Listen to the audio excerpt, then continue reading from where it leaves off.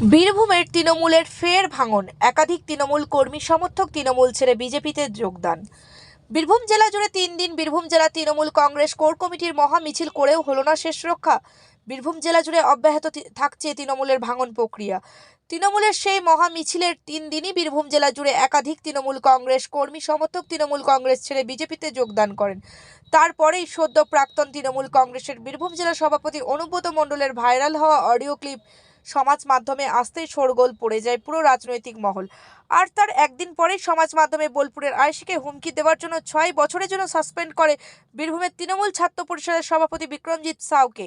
আর তারপরেই বীরভূমের সিউড়ি শহরে তৃণমূল কংগ্রেসের এই ভাঙন তৃণমূল কংগ্রেসকে চাপের মুখে ফেলতে পারে বলে অনুমান করা হচ্ছে। বীরভূমের সিউড়ি বিজেপি জেলা কার্যালয়ের সাঁইথিয়া বিধানসভার মাঠপলসা অঞ্চলের কুনুরি গ্রামের প্রায় 150টি পরিবার তৃণমূল ছেড়ে বিজেপিতে যোগদান করে। বিজেপি বীরভূম সাংগঠনিক জেলা সভাপতি ধ্রুব সাহার হাত ধরে বিজেপির পক্ষ থেকে জানানো হয়, তৃণমূলের দুর্নীতি এবং অত্যাচারের বিরুদ্ধে রুখে দাঁড়ানোর জন্যই তৃণমূল ছেড়ে বিজেপিতে এই যোগদান। তবে কিছুদিন আগে অনুব্রত মণ্ডল তৃণমূল কংগ্রেসের বীরভূম জেলা সভাপতি থাকাকালীন একাধিক কর্মী বিজেপি ও সিপিএম ছেড়ে তৃণমূল কংগ্রেসে যোগদান করেন। আর তার ঠিক কিছুদিন পর অনুব্রত মণ্ডলকে বীরভূম তৃণমূল কংগ্রেস জেলা সভাপতি পদ থেকে সরিয়ে দেওয়ার পরই কি তৃণমূল কংগ্রেসের এই ভাঙন? এই নিয়ে রাজনৈতিক মহলে বিভিন্ন প্রশ্ন উঠতে শুরু করে। সিউড়ি টাইমস, সিউড়ি বীরভূম। ভারতীয় জনতা পার্টিতে আজকে সাঁইথিয়া বিধানসভার অচিন্তদা বসে এখানে।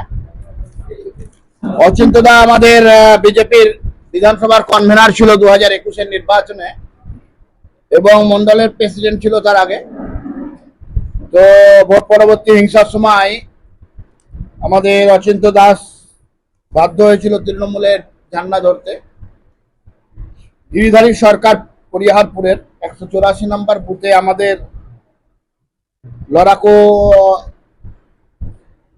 নেতা উনি আমাদের পার্টিতে আসলেন এবং কৃষ্ণেন্দু চক্রবর্তী, বিশ্বজিৎ দাস, সজল বাগদি, কমলেশ বাগদি, আদিত্য সাহা, বিক্রম বাগদি, লালটু গড়াই, এদের নেতৃত্বে 150টি পরিবার ভারতীয় জনতা পার্টিতে আমাদের সঙ্গে যুক্ত হলো।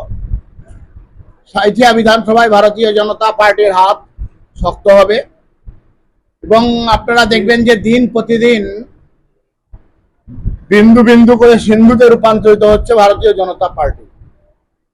তৃণমূল যেখানে মিছিল করছে, মিটিং করছে, সেই মিছিল মিটিং এর জায়গাতেও আমরা মানুষের জনজোয়ার আমরা দেখাবো। আগামী 9 তারিখে বোলপুরে আমাদের মাননীয় বিরোধী দলনেতা শুভেন্দু অধিকারীর উপস্থিতিতে বোলপুরে এবং 13 তারিখে ছিল, এটা 19 তারিখে সিউড়িতে আমাদের মিছিল হবে এবং রামপুরহাটে তিরঙ্গা যাত্রা হবে রাজ্যের মাননীয় বর্তমান রাজ্য সভাপতি সুকান্ত মজুমদারের উপস্থিতিতে, কেন্দ্রীয় মন্ত্রী। সুতরাং ভারতীয় জনতা পার্টি আমাদের পার্টিতে তৃণমূলের অত্যাচার, তৃণমূলের স্বজন পোষণ, তৃণমূলের সাম্প্রদায়িক তুষ্টিকরণের রাজনীতি, তার বিরুদ্ধে সনাতনী সমাজের মানুষ এক হচ্ছে এবং ভারতীয় জনতা পার্টির পতাকা তলে আসছে। আজকেও সেই কারণে একটা জয়েনিং কার্যক্রম ছিল। সেই কার্যক্রমে 150টা পরিবার তৃণমূল কংগ্রেস ছেড়ে ভারতীয় জনতা পার্টিতে আজকে তারা সাঁইথিয়া বিধানসভার তারা যোগ দিল। এই জয়েনিং কর্মসূচি আগামী ভোট পর্যন্ত চলবে। প্রতিদিন আমাদের কিছু না কিছু কর্মসূচি থাকছে এবং কিছু না কিছু মানুষ ভারতীয় জনতা পার্টির সঙ্গে যুক্ত হচ্ছে।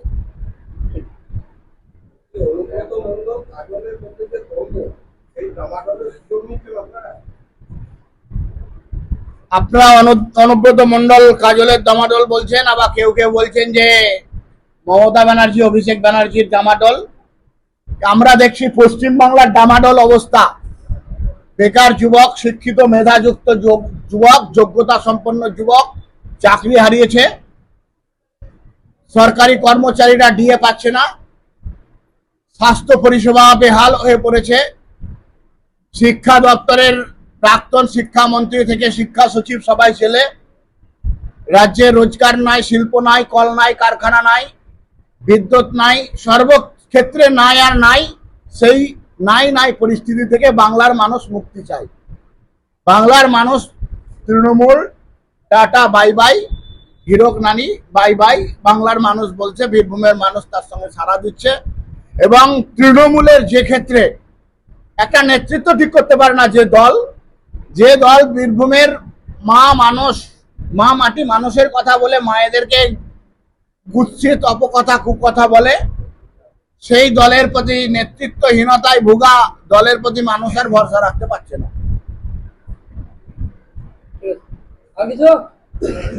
আমি তৃণমূল করতাম, আজকে বিজেপিতে এসে যোগদান করলাম। কারণ তৃণমূলের এখন অ্যাকচুয়াল ভাবে নেতৃত্ব দেওয়ার মতো কোনো লোক নেই। ঠিক আছে, দ্বিতীয় ব্যাপার হচ্ছে যেখানে মানে সনাতনী হিন্দু সংখ্যালঘু হয়ে যাচ্ছে, সেখানে ডেভেলপমেন্ট একদম নেই। ডেভেলপমেন্ট কাজ উন্নয়ন কোনো রকম কোনো কিছু নেই। তাছাড়াও এখানে ধরুন তৃণমূলের অনেক রকম 2 নম্বরে এখন শিক্ষা ব্যবস্থা নিয়ে নানা রকম ধরুন চাকরি বাকরি, যে সমস্ত বেকার ছেলেরা আজকে বেকার ছেলেরা আজকে যে পরিমাণ তারা পড়াশোনা করে চাকরি বাকরি পেয়েছিল, তারা আজকে রাস্তায় বসে গেছে। তো তাদের নিয়ে কোনো রকম তৃণমূল কোনো রকম স্টেপ নিচ্ছে না। দ্বিতীয় নম্বর হচ্ছে আপনার যেখানে সনাতনী হিন্দুদের উপর অত্যাচার হয়েছিল, সেখানে তৃণমূল কোনো রকম ভাবে স্টেপ নেয়নি, এখনো পর্যন্ত সেই জায়গায় কোনো স্টেপ নিচ্ছে না। আর তৃতীয় নম্বর হচ্ছে আমাদের এখানে ধরুন যেখানে সংখ্যালঘু হিন্দুরা কম হয়ে যাচ্ছে, হয়তো কম সংখ্যায় কম আছে, তারা অ্যাকচুয়াল ভাবে সেখানে সেই গ্রামের কোনো উন্নয়ন ডেভেলপমেন্ট কোনো কিছু হয়নি। ঠিক আছে, মানে তারা নিজেদের দলের মধ্যে কিভাবে কি করব না করব এই নিয়ে তারা শুধু ব্যস্ত। নেতৃত্বের অভাব আছে এখানে।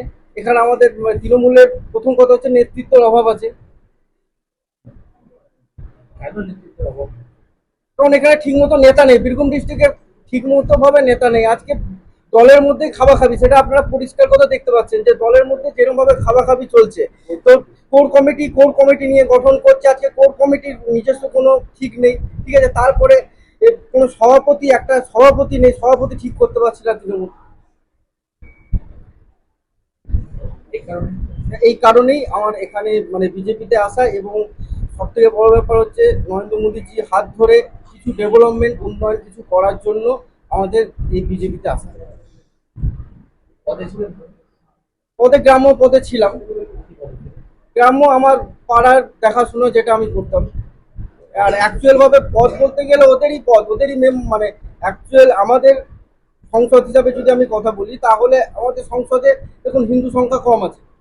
এবার সেখান থেকে দেখা যাচ্ছে কি এখানে বুথ সভাপতি হবে মুসলিম, ঠিক আছে, মেম্বারও হবে মুসলিম, আমাদের হিন্দুদের কোনো অস্তিত্ব নেই। তো সেই অস্তিত্ব লড়াইয়ের জন্য আজকে আমাদের এই বিজেপিতে আসা। আমার নাম গিরিধারী সরকার।